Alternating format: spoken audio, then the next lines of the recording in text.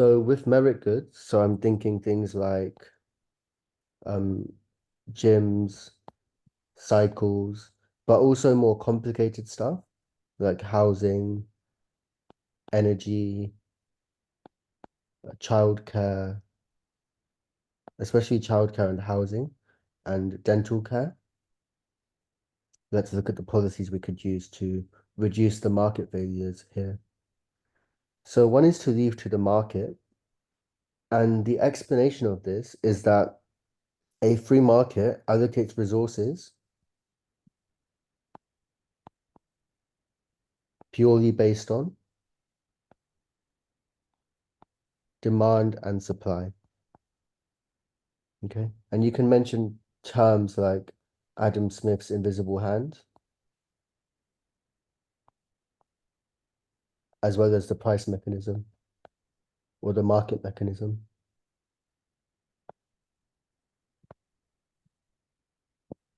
The pro of this is that we never have a problem of excess demand or excess supply.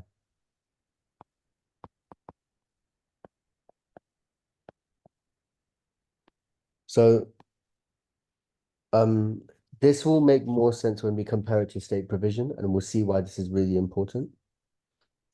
And if I wanted to do a diagram, I would just do a free market supply and demand curve. Okay. So I'd literally just go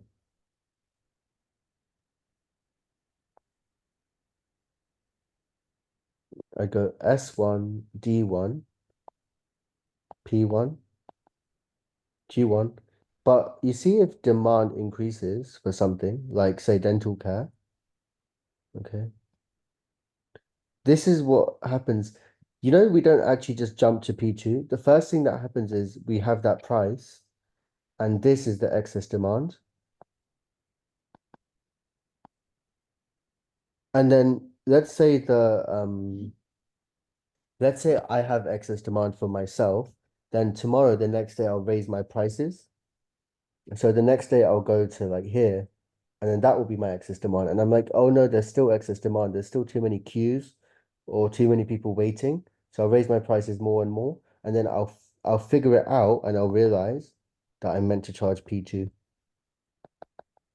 and my quantity is Q2. Does that make sense? Yeah. Um, and then the evaluation of this is actually it's not even instant. So we think that markets work instantly and just jump to P1 to P2, but they're not that fast as well. But by the time governments intervene and resolve a market failure, the market will have sorted itself out anyway. The cons of free market is based purely on the definitions of demand and supply. So the key word is willing and able.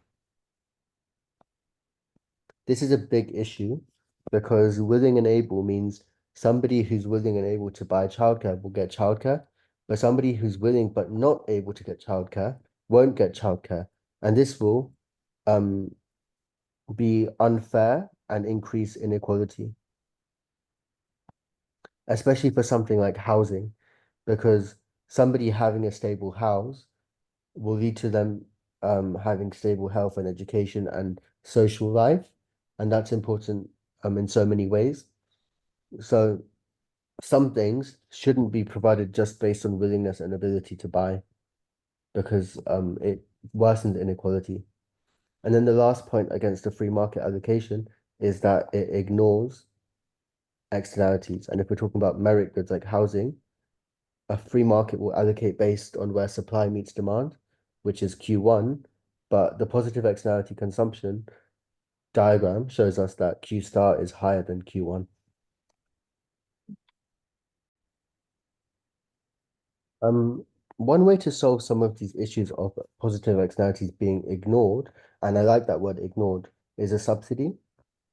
And a subsidy is just an easy paragraph to write, to be honest. It's not that realistic with some things in the real world, but it's just a nice paragraph and it has pros and cons and it allows you to evaluate quite easily.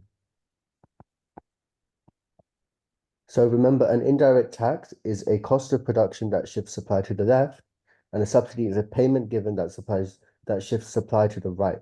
So always define indirect tax and subsidy. Don't overcomplicate it. If I define it purely based on supply shifting. So we have S1, S2, and D1, and we have Q1 and Q2. And that's our first analysis point, that Q1 has increased to Q2, which should be close to Q star. And if you introduce the market failure at some point in your answer, then that's what you'd be referring to. And also the price has fallen, which was the reason that quantities increased.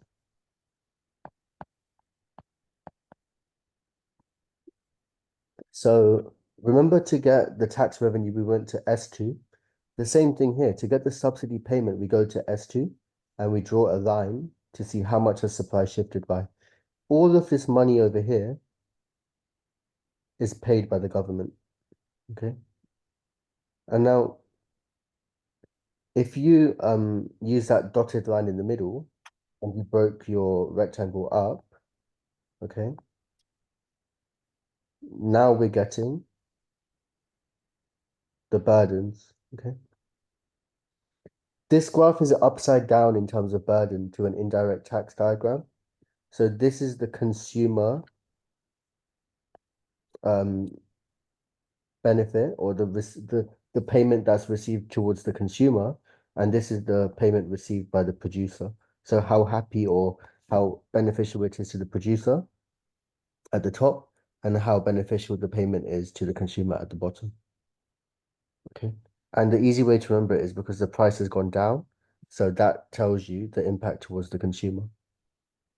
But remember, it's the opposite to the indirect tax burdens. Okay. The evaluation is simply that there is a very, very, very high opportunity cost.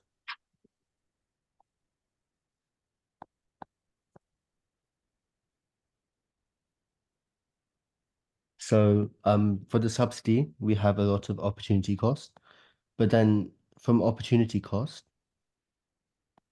reference the fact that this is an example of government failure. Okay, if it's costing more than it's worth, then the overall situation wouldn't have improved, and it could cause other negative externalities. For example, if the funding is taken away from the NHS or from schools. For the pros, I would just start really simple and just say that Q1 increases to Q2.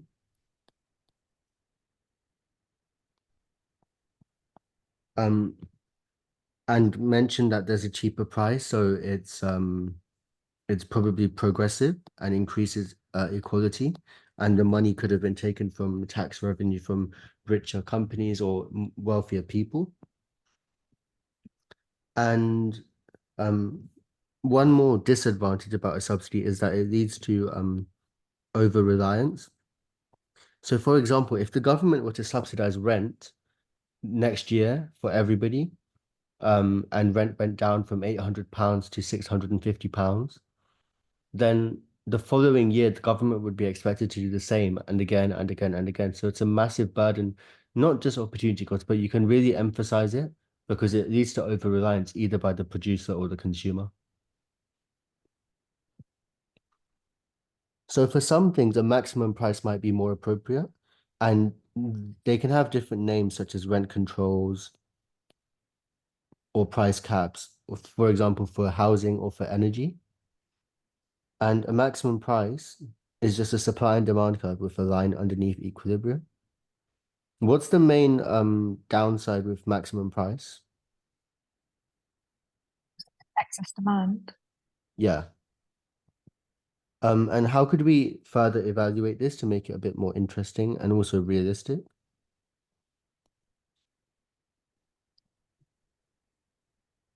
Would it? It's kind of like the same way we further evaluated an indirect tax.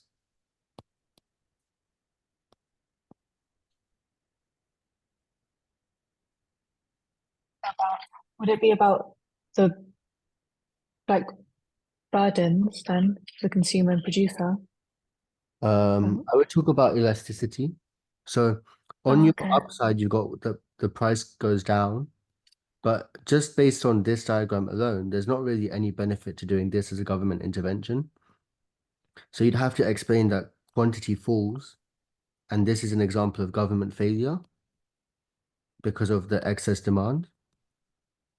But I would evaluate it, and depending on what I'm talking about, a lot of this stuff that we mentioned at the top is actually inelastic. For example, the housing or energy or childcare, especially housing and kind of for childcare as well, because childcare might be in a hall where once they're running the childcare every day, they wouldn't be against taking another person, no matter what the price is, because they've already done the fixed costs.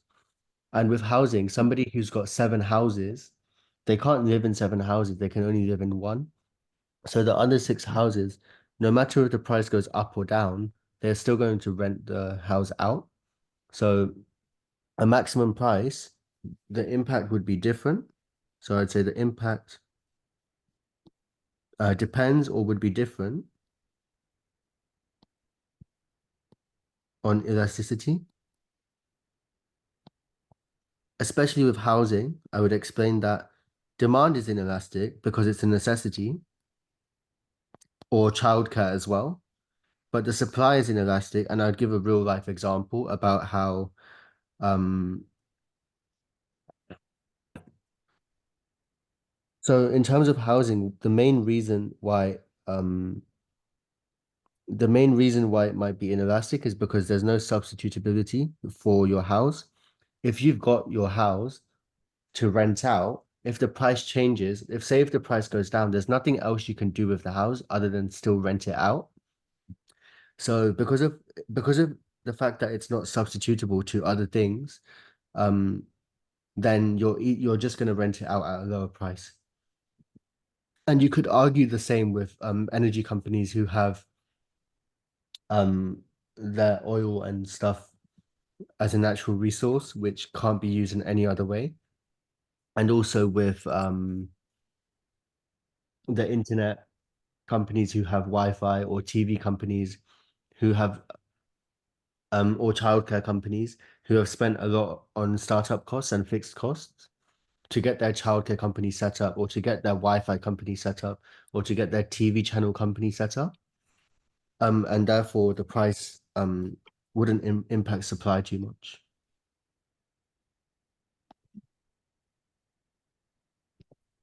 The reason this is quite cool is because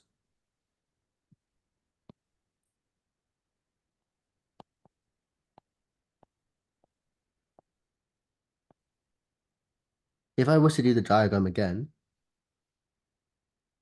I would redraw it with supply and demand as very inelastic to emphasize my point. Oh, that's not very nice. And I would say that this is P1, but then I'd do a maximum price, and I'd say that the price can fall quite a lot to P2,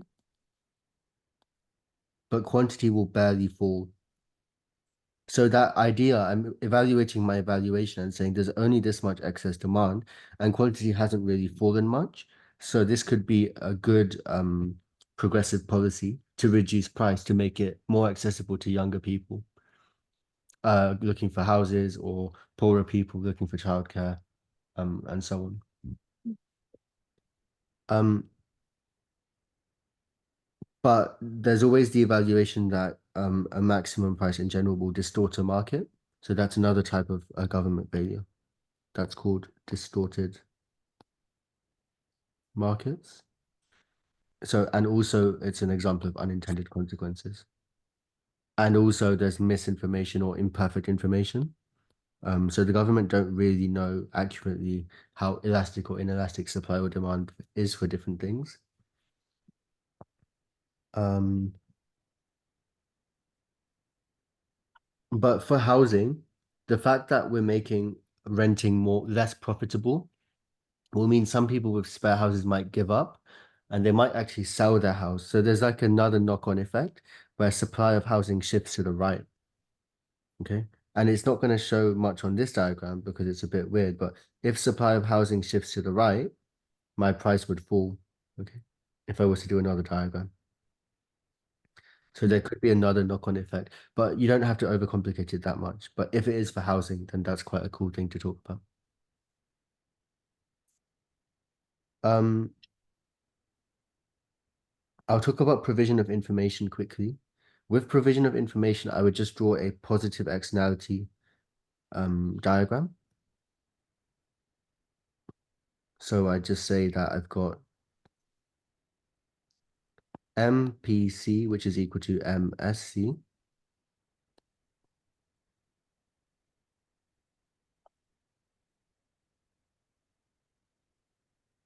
And I've got my two demand curves. Sorry, that's meant to be straight, so ignore the curve. Actually, no, that looks weird.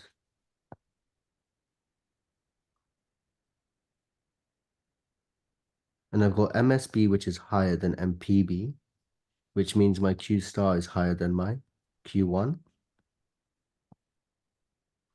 And I would just explain that I want to be at Q star, but we're at Q1, and that's because externalities are being ignored. That's my keyword and my analysis point. And then from there, I can draw another diagram, a really, really simple one. You could do it on the same diagram if you want, but I find that a bit complicated. So I would literally just do a supply curve. And what I do is I just do a demand shifting to the right diagram.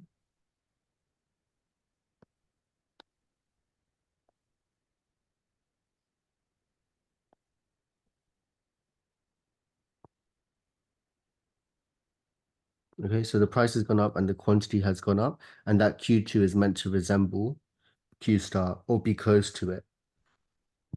And the reason that happened was because the provision of information affected consumer choice. And we know that one of the factors of demand, pirates, is advertising. And provision of information is a form of advertising, which encourages people's demand or supply to maybe change. Um, and therefore, it's like a natural way of increasing demand, especially with something like cycling or to buy cycle helmets for safety. Or imagine 10 or 20 years ago, not many people used seatbelts, or a lot of people didn't have seatbelts. So there would be a lot of provision of information as well as some fines for people who don't wear seatbelts, and that just increases the demand. Um, or like a better that's not something you can increase your demand for, but let's say child seats to put in the car. So then so the demand for child booster seats increased because of that. Okay, or recently a lot of advertising about vaccines or cycles or cycle helmets. So the demand for those things increased because of provision of information, and that's all you have to do to analyze. I would just evaluate it by saying opportunity cost, and then the opportunity cost is exaggerated even more if the provision of information is being ignored. And then and then these are obviously types of government failure as always, so always say that. And then the last thing I would say is that um, it the provision of information could be fueled by misinformation or imperfect information. Now, like for example, the government provided a lot of information about the vaccine, but for example, last week, AstraZeneca have taken their vaccine off the market because they've um, apparently there's not enough demand, but there was also an article which said that there's like a weird side effect from it. But I'll give you another example that's more realistic as well. Sugary drinks. There's so much provision of information as well as the sugar tax about how sugar is bad for people. But people are then going and buying sugar-free drinks. But there's so much imperfect information about sweeteners. Nobody knows how good or bad sweeteners are. So this is definitely a source of government failure because sweeteners could end up being worse than sugary drinks. Or for example, how people are switching from diesel to petrol cars or petrol cars to electric cars, but there's not perfect research about these things. So those are basically the things I would talk about with with provision of information. The last one is state provision. And you asked me about the diagram. I would just do, and you don't need to know this diagram. It's not in the spec, but it does help to explain it. I'd write price and quantity, and I'd go with a normal demand curve, and I'd compare it to the free market outcome. So I think um this one. And what I do is I just draw a supply curve that's vertical. But I wouldn't put price, I'd put P0 and Q1. And the reason is state provision is when the government just provides something for free for everybody. So for example, with the NHS or state schools or roads, parks, and so on, and like NHS dentistry. The pros and cons of this really depend on what the thing is. So we have to compare it to the free market thing, right? So in the free market, it was based on willing and able. So now it's not based on willing and able, which is a good thing.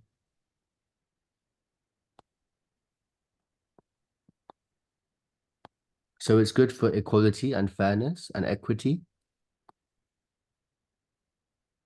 So an equitable outcome is just a fair outcome. Um, that's the first thing. And we've got a guaranteed quantity of Q1 and a guaranteed price of P0, which means that it's very reliable for people on low incomes to just they can basically have that peace of mind that they're going to get access to the NHS. The only downside then is what we see over here. Okay. So what we see there is the excess demand. Okay. So that's the downside. Excess demand. Um, I'll before I go into that, I'll just say the easy downside, which is opportunity cost.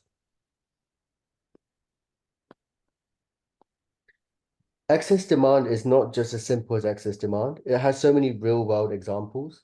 So if council houses are state provided, then the excess demand translates into poor quality or safety. If um if state schools are provided free of charge for everybody, then it also translates into oversized classes or also poor quality. If the NHS is provided free of charge, then it leads to long wait times. Okay. So the excess demand isn't actually excess demand because it's like everybody can access the good or service. But the issue is that there'll just be poor quality or really big wait times. And that means that people are going to miss out on quality of whatever service we're thinking about. One more thing is like excess demand on a road is traffic, or in a park is congestion. But then these are another category of goods. So I went through all these different goods like gyms, cycles, and then I went through housing, energy, and then there's another category, roads, parks,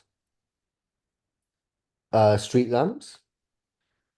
One thing is for sure, it could be a 15-mark question, is that if you have street lamps, okay, then you have to state provide them. Okay.